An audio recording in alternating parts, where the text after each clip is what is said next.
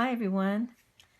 So today we're going to do mixed media morsel number 27, and we're going to do a little bit of a crackle effect. And I know some of you may have already done this before, but it's a really cool effect, especially for a background. So that's what we're going to do today. This is the back side of the stencil morsel we did last time. I wanted to show you guys the glitter. I don't know if I showed that in the last video or not, but the stickles made a really nice effect on the dragonfly, so I really like that. So on the back side, I've gone ahead and taken a little bit of gesso and covered up some of where colors were bleeding and getting on the back of this. I wasn't sure if I needed to cover those or not. As it turns out, I'm going to use a dark color on this page, so it may not have mattered, but that's why you see that off color there. So anyway, I want to show you what the crackle effect looks like. And you can do this with a couple of different things that I'm aware of. This bottom half, I did these last night just so that I could show you. The bottom half is done with a Crackle Medium, which is this. This is the one I used. It's by Delta Creative. It's a Ceramcoat Crackle Medium. And it worked, you know, very well. You can see here on the bottom. The top half, I just used regular Elmer's school glue, and it works too. So it appears as though the Crackle Medium did a little bit more of the fine, feathery type of crackles, and the glue did a larger crackle, but there are some of the fine ones on the edges too. So I don't know, I guess just depends on a lot of things. It probably depends on the amount of glue that was used or the amount of paint that was used on top. I mean, there are variables. And just to let you know, I would suggest that you practice this maybe a time or two before you do it on your actual morsel page if you want, just to give yourself a feel for how much glue to use or Crackle Medium to use and how much paint to use on top. This actually was the first time I've done this, and it actually turned out fine. So I don't think it's going to be a hard thing to do, but I would just suggest, like I did a practice one here just to see how it was going to react, and then I'll, you know, turn around and do that again on my actual morsel page. So it's very easy. It does take a little bit of drying time, so this is going to be one more of those things where one of your supplies is a little bit of patience. So, but I'm going to, I think I'm going to use the heat gun and, you know, not have it real close to the page, but have it kind of up and go ahead and dry it and let you watch how it actually crackles, and I'll speed that up, you know, so it'll be a quick thing to watch. But yeah, it might be fun. But it's a very easy process. And so what we're going to do first is, what you want is contrasting colors of paint. So you want two colors, a light and a dark. I did a dark on the background with the light on top. I guess you could do it the opposite way as well, where you have the light color underneath and the dark on top. So just choose which way you want to do it, or maybe practice both ways on your practice sheet and see which one you like best for your page. All right, I'm going to use a dark brown underneath this time, and just cover my page. I'm hoping to cover all the lines on my, on my little morsel page here. If it doesn't cover the lines in one coat, I'll put a second coat on, just because I don't really think I want those to be showing. It may not matter because so little of the dark color underneath shows, but we'll see what it looks like once we get it covered and dried. If I need to, I will. All right, get a little bit more down here.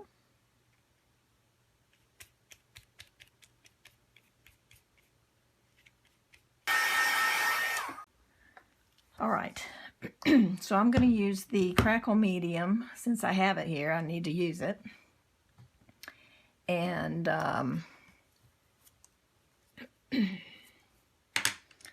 so this part, the directions on this tells you to apply a generous layer of the crackle with a synthetic brush and let it dry until tacky. I didn't really let it dry very long last night, and it did fine.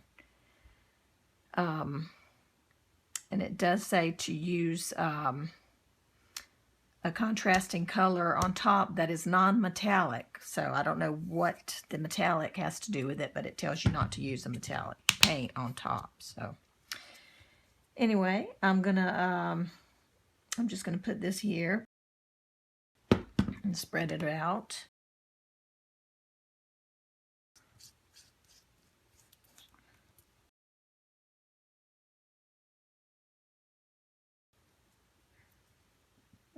Okay. So I'm just coating the entire page. All right. Kind of look at it in the light. Make sure you've got all of it coated. All right. I think we're good.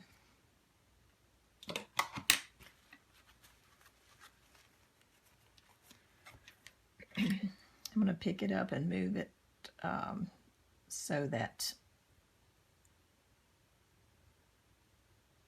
I can wipe up this glue.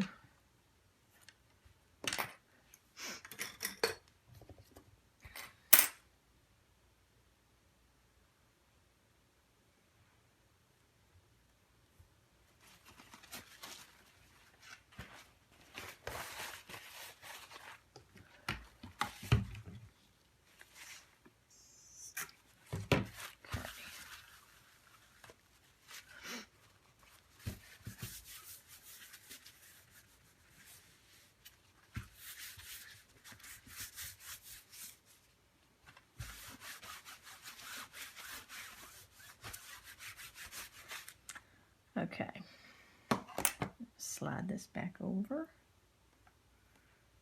Try not to get my fingers all in the glue. There we go. All right, now my contrasting color is an antique parchment. It's just an off-white. And I'm going to use that on top. Just going to put it out to the side and use it as I need it, get more as I need it. Okay. And you do a generous layer of the paint. That's what I did last night and it worked fine, so I'm going to do that again. It goes right over the top of the glue. Well, if you don't knock your page right in. Too many things here happening at once. Really need to wipe that paint though while it's wet off of the back. Be right with you.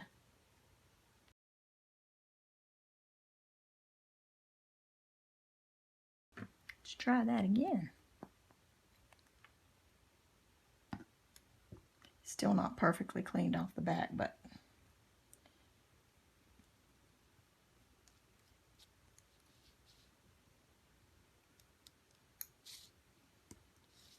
my problem is I'm not holding on to the page very well. Okay. All right.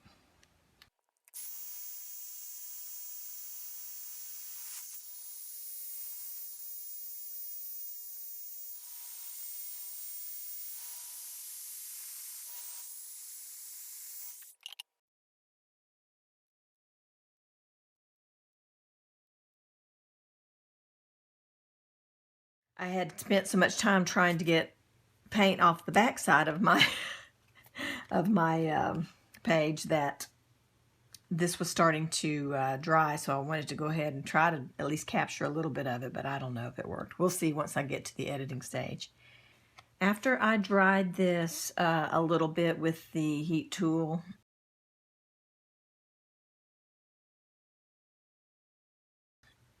I did want to say that because it does tend to get messy on your counter or your table, if you're working on the back side like I am of another morsel, it does get on your page. Like I got quite a lot in this corner. I was able to wipe a lot of that away, but all around the edges you can see the little bits of the off-white, which those are okay. I can kind of touch that up a little with the black ink pad, and you know, it won't make a big deal. I mean, make a big difference. But I might suggest, and I kind of wish I had done this with mine, but you might want to just do this crackle treatment on a completely separate piece of paper, and then you can always attach it to your morsel page. That's one way of avoiding, you know, if anything gets on the back, no big deal. It's just going to be glued down onto your page. So you guys decide, you know, what's going to be the easiest for you. But that was a pain trying to wipe that off with all of this being wet on this side. I couldn't lay it down, you know, and wipe it. So just, you know, take it as, you know, use my mistake and maybe make a correction for yourself. Because I made a big mess.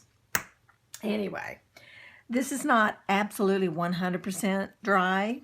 It still feels the tiniest bit cool, so I know that the glue underneath is probably still a little wet, but I'm going to go ahead and keep going. All of this on top is dry to the touch for sure, and I'm going to go ahead and finish out this page, and then I'll leave it out, of course, to finish drying.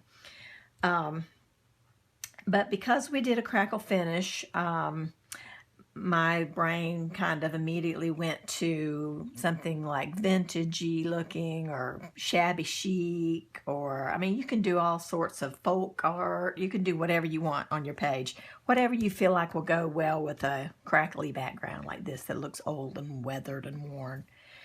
So what I did was I went on Pinterest and I found a little free printable that I decided I'm going to use on this page, and I love it. As soon as I laid it on earlier, I laid it on to see what it looked like. I was like, oh, I just love it. So anyway, here's the image I picked out, and I love that. Well, I love the image to start with, and then laying it on that crackle background looks so good. I just love it. So, and this print, I did print this out on my inkjet printer, but I did use a good piece of matte presentation paper. It's a cardstock type paper, but it prints a beautiful image just like a photograph, but it's not photo paper, it's like cardstock, you know. So that's why the image looks so nice. This is actually a Epson paper. Let me get it. I'll show you.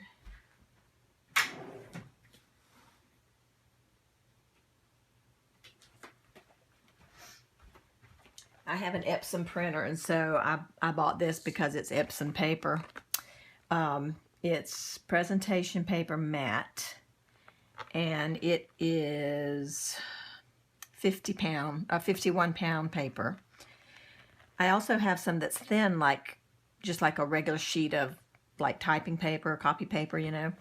And it works really well too. So just depending on, you know, what you want, if you want a heavier piece or a thinner piece, but you can, I get both of these made by Epson, and I get them from Amazon. So if you're interested in that,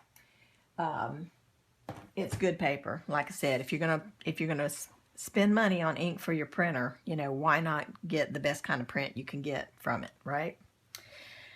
Okay, so I love my little morning coffee image. Love that. And I think I'm going to edge it in the brown stays on just to give it a little pop up off of the background, because this is a cream color background on this little image too. So I'm going to do that. Just put a little bit of a dark brown. Let me show you the difference too. I'm going to lay it down here and show you the difference. Okay, see the edge that's, let me hold it up.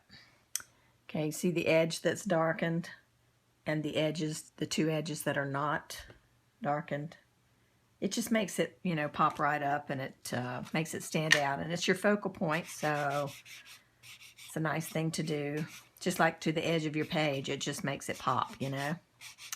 So adding some of that here, and while I have it in my hand, I'll go ahead and do the edge of the page here. And that will give it a nice little border. So I'm thinking I probably won't be drawing a border on top of this crackle, so this is going to be my border. Love it. Okay, so I'm going to dry the edges of these real quick, and then I'll be back. All right, so that's going to sit right about there. And then I've got a little piece of scrapbook paper that I'm going to put a rub onto. See if I can get this backing off. This is another one of those Tim Holtz remnant rubs sheets, and I'm taking a little quote that says "Life is good," and I'm going to put that on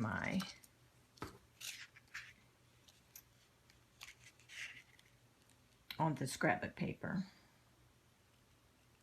I'm going to put it right here. I'm going to punch this in a minute, which is why I'm going down the page a little bit.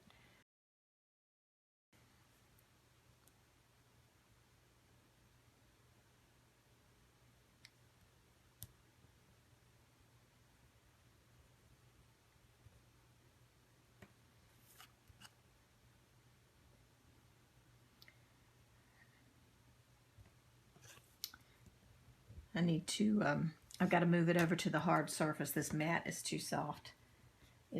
I have found that the rub-ons don't rub onto your surface very well. They're on a soft mat like that.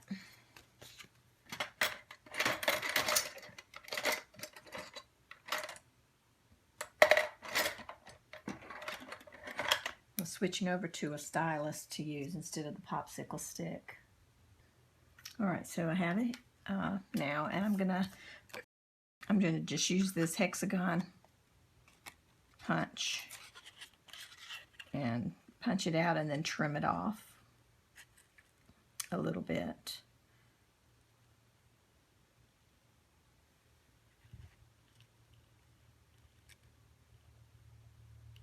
Trying to make sure I have it straight, which is kind of hard to do when you're not looking at it straight on. Let's try it this way. Okay.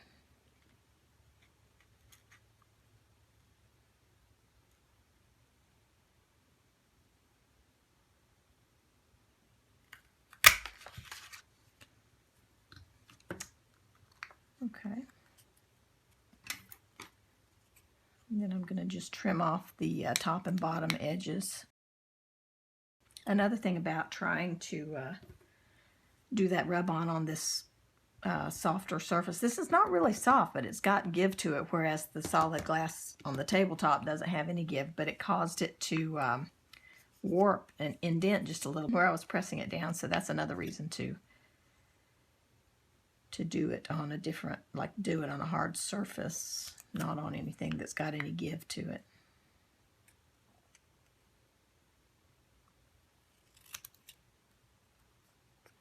There we go. That's cute. So I thought I would put that there.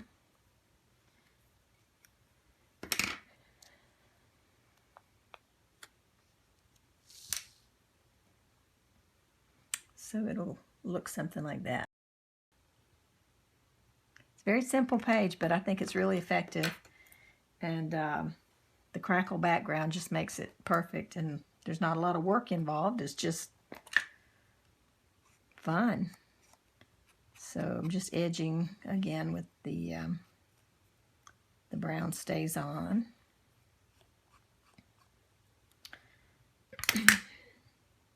And I'm doing this because normally, you know, I would go around it with a pen or a marker, and I just don't know how well it's going to write on top of that crackly surface, so I'm just doing this instead of the outlining with the marker, the paint pen or whatever.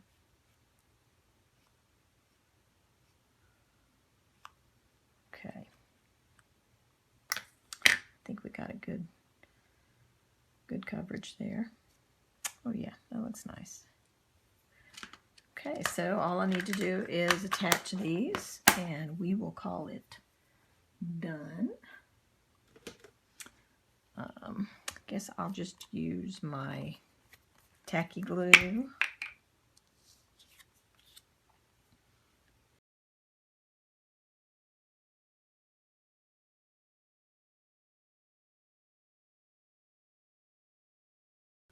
Well, guys, I love it, so I hope you have a good time doing your Crackle background and making a little page, and I can't wait to see what you come up with. So be sure and post them in the Facebook group,